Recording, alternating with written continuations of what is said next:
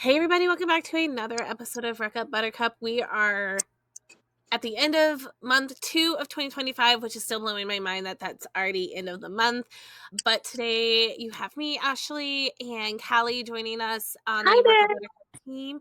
And we have a special guest today, fellow military spouse, as well as children book author, Valerie. Welcome to the podcast, Valerie. Hey, thanks so much for having me. So normally we start off with asking all of our guests to kind of share their story, introduce themselves, like, what has their military spouse journey been, and then we'll dive deep into what we're here to talk about. So Valerie, how has your journey as a military spouse been? Okay, my journey as a military spouse, we've kind of been all over the place. We've been married 14 years, my husband and I, and we started out Army Reserves and then switched to active duty Army, and now we're Coast Guard. So we've kind of sampled all across the board. We were previously just at Fort Drum, New York, experiencing snow, and now we're in the Sunshine State in Florida. So just exciting to kind of hop around so much. I know sometimes people don't really like that, but it's been a beautiful adventure. See, and I've loved that experience as being a military spouse, getting to experience different states, different cultures within those states, different countries. The process of getting to each of those may be a little taxing, but I wouldn't be who I am today if I hadn't moved across the country or to Europe or all these other places that we've been to. And so if you've listened to the podcast, you guys know that we're like seize the day type of girls. Like we're like enjoy the moment, live in the moment, make the best of those experiences. And it really is a beautiful life. Like if you kind of embrace it and enjoy it, even with the times where it's not so pretty. I 100% agree. I think at this point, I don't know what it would be like to be stable. Right? Like Yeah. I'm used to moving. What's so funny about that is, so like we're on ROTC orders, so we're not even near military installation, and I'm just like, I got that itch. Like I'm just like, we know we're PCSing, and I keep like telling my husband, I'm like, can we say, hey, we'll be there next week? Like I'm okay with that. Like we can go like now. I'm fine with that. But when it's like at a place that I really love, I'm like, oh, I don't want to leave. Mm-hmm. I want to stay. Oh, yeah. But yeah, I'm very nervous about like what life will be like after retirement, because I'm just like, I grew up military. I have for 36 years, all I've known is PCS move after PCS move after PCS move. And so it will be an interesting, maybe we'll just have to change it to like traveling, like instead of PCSing every couple of years, we take a really big trip and travel to somewhere new. That's a good idea. Yeah. Gives you that little bit of that itch of wonder and exploring, but at the same time, like you can still have like solid roots. Because I do look forward to having that one day. Like I do look forward to like being able to let the kids like stay in one spot, because as a military kid, I moved so much. Like I went to a different high school every year, which was in like States, Europe. So like, I don't want that for my kids. I want them to have a little bit more stability, and they should have that, which is really nice. But at the same time, I'm like, oh, but if I didn't have that, I would have never met my husband, and I never would have been lived in Europe or anything like that. So it's one of those like catch-22. It's like there's bad and good, so you just have to figure out which one outweighs. But speaking of military kids, that's kind of like what our podcast is all about today. So with April coming up, we all know April is the month of the military child, and we just love on our littlest babies in our services, and they deserve it. They deserve all the love, all the praise, all of everything that we can give them, because first off, we're grown adults and we have a hard time like managing our emotions and our like how we experience those things. These kids take it in strides, and people should like seriously look at how these kids just handle themselves during all of the changes, all of the everything. And so Valerie wrote the cutest little book specifically. I love it so much. It was so cute. Yeah. And what I really liked about it, and I'll let Valerie talk about it here in a minute, is how it's a little bit different from the other military kid books out there. So Valerie, why don't you tell us a little bit about your book? All right. I'm going to show it. This is the paperback version. We also have the hardback version, but it is essentially a love letter to the military child. Oh, but see, I have it on the Kindle. I love that, you guys. Yeah, it's a personalized love letter. So it's for anyone. It's for any branch, male or female service member. And it's really just to remind your child that they're not alone in their emotions and that you're likely experiencing the same thing. And so, yeah, I wrote it with my husband's voice in mind. I was just hearing the FaceTime conversations on repeat with my boys as we were navigating deployment. And it was just like, okay, if I could just put this into a resource so that they could hear it when they're having really hard times, when their dad's not available to talk, then that was the goal. And so that's how this book was born. Oh, I I think love that. yeah, that's my favorite part of the book, is that it's from the voice of the service member, because there's a lot of books out there and I've yet to see one Yes. and it's so powerful because it's from their voice. Well, and I love that it's in like a love letter type of thing. Like it's like, you know, it's like, you know, like it looked like you could have just written on like a little note, like a letter, like, you know, because that's the thing. Like I wrote letters back in the day, like as a military kid, like we had to physically write letters. There wasn't really email. There wasn't FaceTime. There wasn't Zoom. There wasn't anything like that. So like I had to physically write a letter to my dad. And so that gave me kind of that like, you know, nostalgic feel of like, you know, this is how I would have read a letter from my dad. And I loved how you could also personalize this book. Like Yes. you could go in and put the child's name in, you could add a picture, things like that. And I loved that because you know, like Callie said, like there are I mean, nowadays there are, because I feel like when I was a kid and even just like 6-ish years ago, there weren't a lot of books out that I hadn't already read that weren't like super short, like, you know, just really quick ones. I love how this one also included all the branches. So whether it was just an image, it was, you know, a service member, male service member in uniform, a female service member in uniform, you have everyone kind of collectively in there. So I love that that could be for anybody. It could be for male or female service member. It could be a book that you can pick up whether you're Army, Navy, Marine, Air Force. Whereas like some of them will go and like, oh, this is about a Marine. Like we're not Marines. I mean, my brother's a Marine, my grandfather was a Marine, but my husband's in the Army. And so I loved that that kind of was really inclusive. So you could use that no matter what branch. Absolutely. Yeah. Do you mind if I share my experience reading this book to my 4-year-old? Yes. I would love to hear it. I actually tried to record a video, but the baby crawled away and grabbed the phone. So the video didn't turn out very good. Oh, in true military kid fashion, it doesn't go away. Yeah. Yes. So it actually coincided with my husband going away on a work trip. Yeah. So, you know, we were really in that situation. And so we also, just a sidebar, we had lost our family pet of 10 years, like a couple days prior. So we had all these big feelings abound. I'm solo parenting. I'd started a new job. So I get this book and I read it. I sit down with my daughter and the baby's crawling around somewhere. And I start reading it and she just starts crying. And it was just this release for her, right? Because, you know, I love to talk about feelings. My background's in social work. However, you know, sometimes our lives get so busy, it's so hard to be intentional to sit down and say, okay, let's process what we're talking about. Let's do this. Let's do that. Like I said, I got a baby crawling around, like half the time he's crying and I can't really have that good connection with my daughter. So we sat and we read this book and she just had this release of tears and just started crying and asking all these beautiful questions.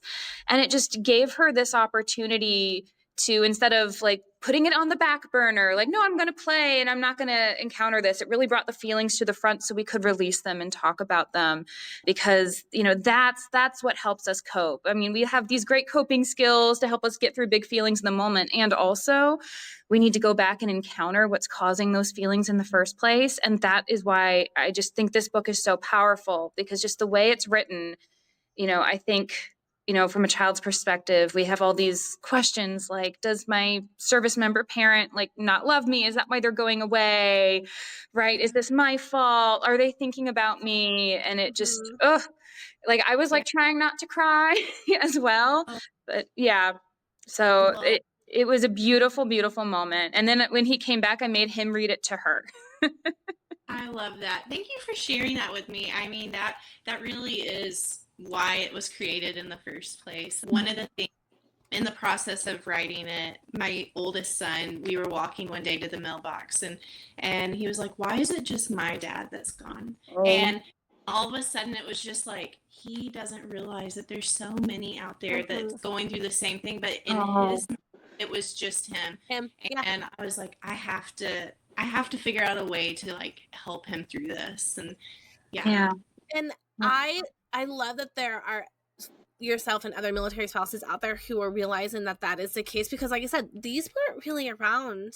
Like all these great books, you know, all these great organizations, like, you know, the daddy doll, the daddy mommy blankets, the pillows, all the different things that you can order nowadays. Number one, obviously, like, things have come a long way in terms of like how to make things, but you know, as a military, I mean, I remember questioning that, like, why is my dad gone all the time? Like, my dad was gone all the time. He was a Ranger, special force guy, and he was gone all the time. Like, I remember him being home, but then I also remember him being gone like all the time. And like at that point, I was just like, that's my dad's job. I don't know what to tell you. My dad's gone all the time. Did I fully understand where he was or anything like that? No, it wasn't really until I was in high school that I was just like, it was after 9/11. It was after 9/11 that I was just like, oh dang, my dad's like in a war zone. Like it just because I was so used to it of him being gone, but he had been to several other hotspot areas before that, but my little brain just couldn't understand the capacity of that. So I think having these books, whether it's a book about deployment or just being in the service member or military family in general, is really helpful, because especially if they're not, like, if they live off base, if they're on a special duty assignment where their dad is still gone all the time, TDY, things like that. There are so many emotions, and that was such a great thing that you said, Callie, about like, you know, we have those coping skills to handle like in the moment, like super frustration, like I just want my daddy or my mommy like moments, but then we're like, well, how do we get to that point? How do we get to the point of that just spilling over the edge? And so I was telling Valerie earlier, Claire has a daddy doll, and it literally has become her security blanket since like forever. So she got hers probably when she was about 1.5. Jeremy did all those rapid deployments in the 2021, 22 time frame. And she, till this day, will sleep with her daddy doll, whether daddy's home. If we go on vacation, daddy doll has to come with us, and all these things. And like, it's been such a coping thing for her. Like, she just needs to make sure that she can hug her daddy when she needs to do it. She wants a mommy one, but I haven't ordered her one. I may go on vacation. I may leave for a work trip like once or twice a year, and I'm like, you'll be fine without me. She's like, but I need one to sleep with every night too. And I'm like, but it's been so, like, I would have been obsessed with the daddy doll too when I was her, like, any age. Like, I would have loved that as a kid. But having like this letter, like, specifically, first off, I just love the title, Never Goodbye, Always See You Later. That's what we say. We don't say really goodbye, we say see you later. Same here. I feel like a lot of military families do that, because they don't want to say, like, it's not a goodbye. I don't even think, half the time I'm just like, okay, like, call me later. Like, I think the last deployment I was like, call me later, even knowing that he wouldn't have his cell phone. And so it's one of those things where you having all of those things in place for your kids, especially leading up to deployment, I think is so important. And I love how just a short little trip to the field or something like that for you guys, Callie, that was super helpful. That it was able to, you know, open up the doors to have those conversations. Because, like, I don't know, like, my 10-year-old doesn't talk about feelings. He's not an emotional person. He's just like his father. And, you know, like, we also lost our family pet back in November, like the day before Thanksgiving, and he just kind of sat there in the corner, and like, you could tell he sad, things like that, but he just was like, I just don't want to talk about it. And I was like, okay, well, when you want to talk about it, we'll talk about it. And then of course, me and my daughter were over in the corner just bawling our eyes out. So, like, you know, it's one of those things where, you know, every child is different, and every child handles their big emotions, because they are big emotions, differently. And so having all the little tools that are there can really help and benefit, and maybe hopefully make mom's life a little bit better during deployments. Well, and shout out to all the military wives that are creating those things. And I'll be the first to say, like, this, I started this in 21. So, like, this was years of like working on it, and it, to get it out in the best way I could. And I was a lot of no's, and a lot of those no's were because military is such a small niche, and so, like, the traditional publishers and people like that were like, nope, and really what it comes down to is dollar signs. Yeah. But it is so needed, and thankfully, like, we have a way to like self-publish, and we have a way to create these resources that can get it into the hands of military families. But yeah, I guess I just encourage all the military wives or spouses, if you have this creative outlet or this idea and you think it would be helpful, like, just go for it. Like, if it helps one, then it's so worth it. Exactly. I mean, that's the mentality of Deployed Love and Ruck Up anyways, is if we can help at least one person with the podcast, with all of our other programs, then what we've done is worth it. It's actually on my bucket list to write a kid's book. That's so It's cool. just a matter of sitting down and actually like doing it, like maybe pushing other things off of my plate and doing something else. Sabrina's the same way. Sabrina wants to write a book as well, but we're both just kind of like, it's just not at the top of our priority list, but we're like, I think she started her book that she's writing, but I don't know if hers military affiliated. I think she's writing like a chapter book type of thing. But I'm not very good with words when it comes to lots of words, but I was like, I could do a kid's book. Yeah. Absolutely. Like, but at the same time, I'm just so glad that there are other military spouses out there who have already created these amazing books out there. And most of them you can find on Amazon, because a lot like Valerie are self-published. A lot of them have gone that self-publishing route. They're all on Amazon or on their websites. And I just love that there are people out in the world who know that our little beings need a little bit of extra love, a little bit of extra support, and all kids love books. Oh yeah, kids love books. Yeah. So especially when they're really little, and especially when mommy's reading it to them, like loving the idea of like finding, even if it's not a book about military kids, like having dad or mom who's deploying read books and recording them on iPad, or going through United Through Reading or any of those other organizations out there that do these things, is such a great way of doing that. Like, again, like I would have loved having a book my dad read to me when I was little. Like, I think that would have been so much fun, and I would have looked forward to going to bed and listening to dad. Yeah. And I know not my 10-year-old, because my 10-year-old is my 10-year-old, but my 6-year-old would love that. Like, if we are contemplating a 1-year unaccompanied tour. Oh wow. That's if what we're working on doesn't work out, but that is in the cards for us for our next year. And that would be even though he's not going to be deployed, he's going to be halfway around the world. He won't be here on nights and things like that. And so like having him be able to read a book or all these other things, or why is he doing this? Like, well, explaining to him why we chose this route instead of being together for 3 years in a place that we might not like, things like that. So there, even non-deployment timeframes, these books are going to be really beneficial. Absolutely. And with Military Child Month coming up in April, there are, you're going to start seeing a lot more things about military kids. They really do truly deserve all of the extra support and love that they need, not only during the month of April, which is why we try to, here at Deployed Love and on the podcast, try to like bring light to how much they're sacrificing. I mean, I remember as a kid hating being a military kid. Like, I hated it to the point where like I was just like, I contemplated moving in with my biological father or my grandparents, because I was so tired of moving all the time. But in the end of it shaped me into a person that I am today. I'm a an advocate. I'm caring. I'm a natural born leader, just because I've been thrust into all of these situations where I just was going like make the best of the situation. And the resiliency, we've gone through some crazy things in our life, and so like being able to handle those, just because I had that natural, I don't know if we should call it natural, because it was a learned process. Like, we definitely learned how to be resilient and learn how to overcome obstacles and things like that. But I definitely have a solid like 3 feet over most people when it comes to that type of thing, because I have just dealt with it my entire life. And where some people may, first incident of trauma or a bad experience, and that's their learning experience, is their first time. And so I definitely think military kids are very special. I think books like these, Valerie, that that you've written, help us as parents have those difficult conversations with the kids. And I am just so thankful for you, for your perseverance.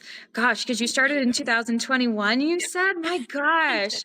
I'm so thankful that you persevered and you got this published, because it is beautiful. I want to circle around because there are some pictures in there of the service member where they're at on deployment, and that is so hard to explain. Ashley, you mentioned, in high school you started kind of understanding in a more in-depth way what was going on, but it's really tricky for service members. I don't know if it was taboo, but I feel like we just didn't talk about my dad's deployments. Yeah. Like, whereas like nowadays I'm like, hey, yeah, no, like, when Jeremy deployed to Iraq, I pointed like, this is where daddy is. Yeah, and I exactly. don't remember that happening as a kid. Yeah. Like there's this great picture of them. It looks like on an airstrip on a FOB, right? Like our kids are always wondering, what are they doing? Where are they? Are they in the desert? I don't know. And so to give them give them a picture of, where they might be. And it doesn't look that scary in the photo. It's very objective, matter of fact, I think is so powerful, because it helps answer some questions that they may not even be aware that they have. Yeah, right? Absolutely. And shout out to my illustrator, Ariel. Yes. She's also a military wife. And that was something, like, as I was going forward with this book, I was like, I have to find someone that can actually capture this. And it would be all too easy to find a great artist, but them not know the military life and what a deployment actually feels. But she brought it home. I mean, she brought it to life more than I could even picture it when I wrote it. And so I was like, man, she just did a phenomenal job. I can't thank her enough. Yeah, and thank you, Ariel. Yeah, I know, and I love that you brought in like another person who has that experience, because I've seen things out there before, like that are written by someone who doesn't really have the experience of being in the military, and that's like, you're like, that's not. Yeah. And that's why I feel military spouses gravitate towards other military spouses, whether they're looking for a military spouse, if it's an adult looking for a military romance or something like that. We gravitate towards authors who actually have experience in it, because we want it to be like, no, that's not how things work. And so I love that you brought her in as well. There's actually a fun Easter egg at the beginning when now I need to look. Packing all of his items, and it's holding up a photo, and it says favorite photo. And so you see different elements of like what he's going to pack, like shirt, hat. I'm sure you guys will be able to spot it, because most military wives are like, yep. But Ariel included mismatched socks. Because like, especially if you're army green socks, like you will never be able to match. Yeah. Thank you much. So she did that on her own, and when I saw it immediately, I was like, oh my goodness, you're amazing. That is awesome. I love military spouses supporting military spouses and helping others, right? I think, Ashley, that's why, you're involved with Deployed Love. That's why I started Military Family Advocate, is because we have this knowledge and just this drive to impart this knowledge and this awareness to the up and coming generation of spouses, because I think, as you say, even amongst the spouses and the kids, like we sometimes feel like we're the only ones going through this. And every journey is different. Every deployment's different. Every family's journey is different. We all go through the same things at one point or another. Might be slightly different, but we all have experience. We've all experienced rough deployments. We've all experienced horrible PCSing or horrible duty stations, or just all the things. And so that's the goal of the podcast itself in general too, is that we wanted to make sure that there was a safe space for military spouses to come, whether they're seasoned or new, to find community, but as well as to genuinely find other military spouses who care about military spouses. We all hear about the bad reps that military spouses get, and I think we say this in every podcast: don't let bad apples ruin your time as being a military spouse. Absolutely. Whether it's only 3 years, 20 years, 30 years, doesn't matter where you're at on your journey or where you will be on your journey.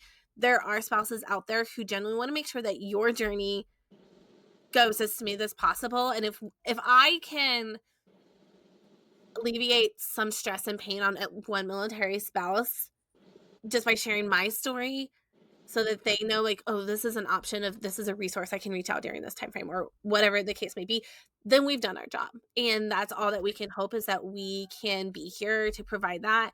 And I'm a huge advocate of just supporting military spouses in general when it comes to businesses. If I see someone, trying to be a content creator or anything like that, I'm like, it's an instant follow for me. Even if I may not be their target audience, it's an instant follow for me, because I'm here to, Support. cheer you on, be your cheerleader, whatever the case, whatever you need me to be, I'm here for it. And I think that so many out there who do that, and you just have to kind of weed out those bad apples, because no matter where you are, whether military or not, they're going to be there. I just feel like that is just, I think there's more good than bad, truly. But sometimes the bad is just louder. Yeah, I have so many incredible military spouses on this journey. And actually, so writing for kids is kind of like my side thing, but I actually really write for the military wife through Homefront Heroes Ministries. Yes, I was going to ask you about that, because I did see that on your profile.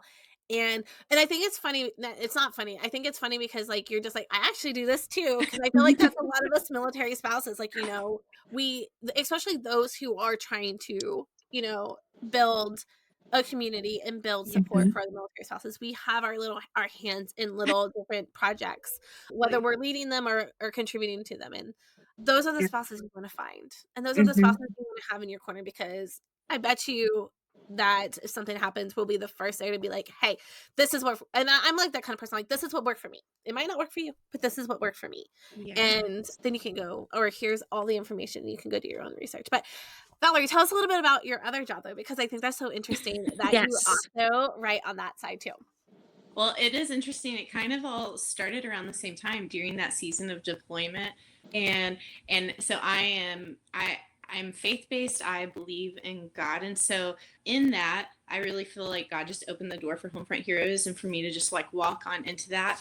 I'd never written for, I previously wrote a children's book, but I didn't do a blog or anything like that. So that was really stepping out of my comfort zone and stretching me a bit. But when I started writing for Homefront, it just flowed out of me so naturally. And I think that there's just something to be said, like, I never want another military wife to feel alone in it, because you're really not alone. But it's so easy to get in that headspace. And so that really is the heart behind why I write the way I do. And so again, just kind of reiterating that, but like, if it helps one other military wife, it'll all be worth it. And so when I write for one, and ultimately it goes to all. I love that. Yeah, I'm like, I have to remind myself of that. I'm a seasoned spouse. I've been a spouse for 15 years. I have been a military dependent for 36. And because we're on a special duty assignment, I'm just like, oh, I'm so alone. But then I'm like, but wait, I have this online community that I can fall back on. Like, I can go to my community that I have on TikTok, Instagram, Facebook, the Deployed Love community. There's so many out there that, like, there's still ways to connect. And if you haven't found your person or your people at your current place, there are people out there that can help you. And so that's, whether it is going and reading one of the blogs there's so many great blogs out there too, like for military spouses. But, I that's why I have that love-hate relationship with social media, because, like, as much as I don't like social media to a point, I also love it because it's such a great way to connect and find resources. And so I know Callie does all these different things on her page. Me and Sabrina try to post on our page, and they can connect in such fun ways. I connect with people about books online, because that is just pretty much my life right now, is just books. Because that's what that's all I do, is I read, and it's great. But I can connect with other, like, one of my favorite social media pages right now is on Facebook, and it's the Bookish Milspouse page. And it's just full of military spouses who just love books, and it is the most uplifting. I love that page. I love it so much. Like, I like I said, I have a love-hate relationship with military spouse pages, just because, like, you have those people, you do have spouses who their negativity is strong, and it shows through in a lot of things, and it can kind of feel like constant negativity. And I get burnt out on negativity. So I'll, but I go to this page, I'm just like, oh, it's just all the love. And even if it's not bookish, it's still all the love. And then if it's not, like, it's shut down real quick, which is what I love. Like there's Yeah. no those monitors, military spouses are doing a fantastic job at keeping that page a safe space, but as a way to connect. I mean, I've made so many friends on that page who are across the country just because of like our love of books or certain genres or things like that. And I think that is a great way for you to find a spouse friend. Absolutely. To connect. Actually, shout out to Deployed Love, because in that season when we were in Colorado and going through all the deployments, you guys hosted a virtual 5K. It was, Yes, it was like a that was my idea. I did that. I signed my boys and I up, and I wasn't able to join a lot of people just because of that season, but I was able to do it like on my own, and it was such a sweet way to round out that deployment. I had my youngest in the stroller and my oldest ran with me, and it was like, I remember getting pictures and being like, I'm so glad we did this. Like, I love that. Because we had every intention of kind of keeping that as a yearly thing. We ran into a couple different like hurdles for it, but all of the feedback for and everyone who participated loved it, whether it was virtual or was so fun.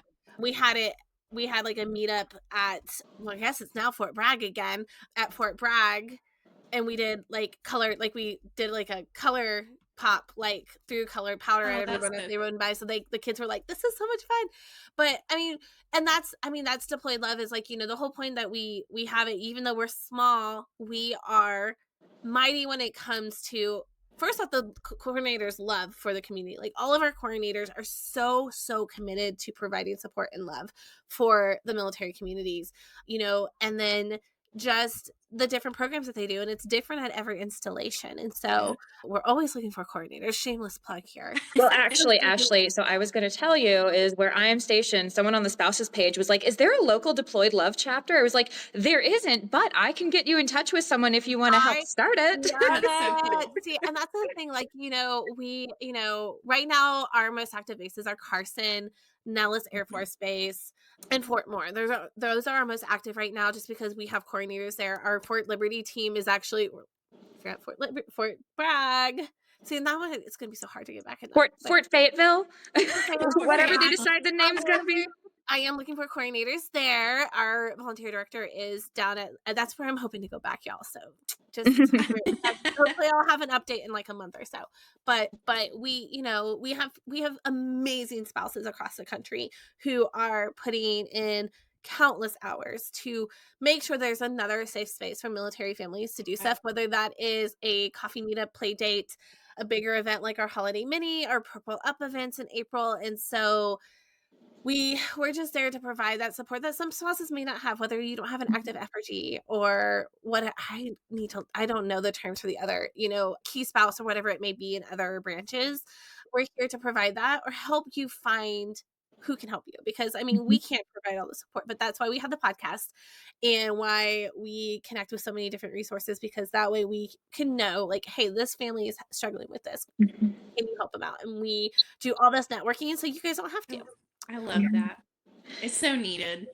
So as we wind down, I was wondering, Valerie, if you could share one of your favorite topics that you've written about on Homefront Heroes. Ooh, yeah, that's a good one. Ooh, that's a good question. Oh man. Okay, well, so one of the things about Homefront Heroes is my name is never attached to it. And so we have a team of writers. I'm actually the assistant content director for them. And so I coordinate with all of the writers, and I'm able to write from a very like raw and vulnerable place and not have my name attached to it, which I think is so needed, because sometimes it's hard to write really hard truths and really vulnerable areas of your life, like your marriage. And so I would say I've been able to share my story and just about our marriage, and that's probably my favorite, is just being able to be honest about God really is like the beauty from the ashes. Like he redeems all, and when it feels so broken beyond repair, and it can turn into something beautiful. That's probably my favorite. like normalizing that, we might all put on this front, like everything's fine, or we're not going to share what's going on because we're worried about our spouse's job. You're able to kind of normalize, like, it's a little messier behind the scenes. It is. And Yeah. I mean, and if anyone says it's not, I feel like you're lying, because we don't have, we go through bouts of long distance Mhm. relationships, and that's a strain on a relationship. That is a Mhm. strain on a relationship between a spouse and a soldier. That is a strain on a relationship between a parent and a soldier, or a parent and a child. Yeah. Like I said, there were times where I was just like, I hate this. I don't want to be here. I don't want to be a part of the military anymore. I don't want to be here with you anymore. He was I grew up with my stepdad. So, was my dad, like, an all purpose, but I was just like, there were times where I'm just like, I want to go live with my real dad, because I just wanted to hurt and things like that. And so I think that being able to have places, safe spaces, whether it's here on the podcast with us or over in our groups and things like that, or with anyone, to be able to be raw and have those conversations, I think is great. I don't think you should air all of your dirty laundry Yeah, no. on social media specifically, but like, if you have a safe person that you can go talk to, or if hey, I know Ashley at Deployed Love is a safe person, like, I can send her a message, send me a message, send Sabrina a message, send Callie a message. We're here to, if we can't do anything, we can at least listen. We can at least do all these different things. And so we're here to help when we need to be. And I think that's really, really important. And who knows what can happen. All right, so usually before we end the podcast, we always ask any of our guests that are military spouses, what is a piece of advice that you would give, your number one piece of advice that you would give to, like, a military spouse that either seasoned or new coming in? So what you got for us, Valerie? Oh man, I think I would just remind them that they're not alone and that there are military spouses, there's service members, there's organizations like you guys that are out there and willing to help. And so just link arms, find someone and link arms with them and navigate this life alone. That's just no way to do it, because this life can be isolating and there's just so many that are willing to help. So I would just remind them of that, because I remember what it's like to feel all alone in it. Yeah, I love that phrase, link I arms. do I'm too. going to use that again. Yeah. Well, thank you so much, Valerie. It's clear you have such a servant heart. Thank you for your vulnerability and just all your giving to the community. We're better for it, for having you as a military spouse. Well, thanks for having me on. And yeah, it was great to get to chat with you. All right, well, everyone, thank you guys so much for joining us for another episode of Ruck Up Buttercup. We will have all of Valerie's information in our show notes, so we can check all that out. If you head over to our podcast page over on Facebook and Instagram, we may do a little giveaway with one of Valerie's books, so keep an eye out for that as well. And as always, we thank you all for being here, supporting us, supporting military families and spouses. And like we always say, Ruck Up Buttercup.